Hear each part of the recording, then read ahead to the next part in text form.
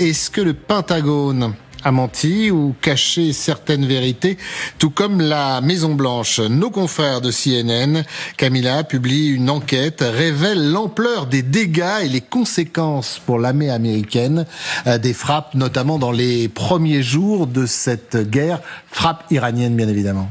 Oui, regardons déjà ces images, la preuve en images d'ailleurs avec ces dernières publications sur les réseaux sociaux iraniens où on peut voir des bases américaines touchées. On a ces images du Bahreïn, notamment de tirs en mars, mais également des frappes au Koweït, comme vous pouvez le voir. Il faut dire que les bases américaines ont été fortement endommagées, pour certaines dévastées.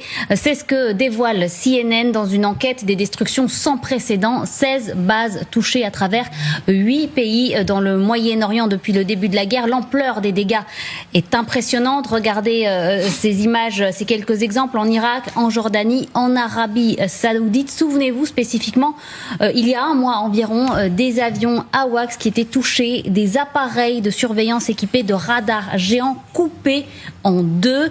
Rien que cette image en dit long, puisque un avion à lui seul coûte 500 millions de dollars, et c'est justement le genre de cible que cherche à atteindre Téhéran, tout comme les systèmes de communication, mais aussi les radars, des outils évidemment essentiels pour Washington dans ce conflit, qui sont difficiles à remplacer et qui coûtent très cher. Alors il y a aussi les victimes, les pertes humaines. C'est ce que rappelle un commandant adjoint du corps des marines.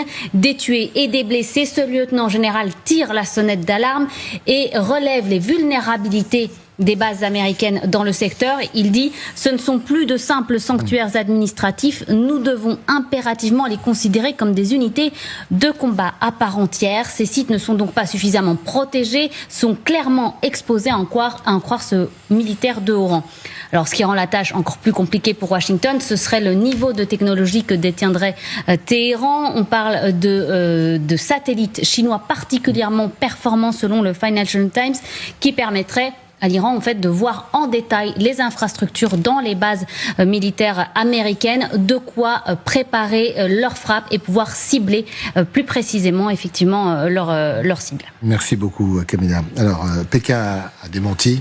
On peut s'en douter. Moscou a été également accusé de fournir ces données satellitaires. A nié également.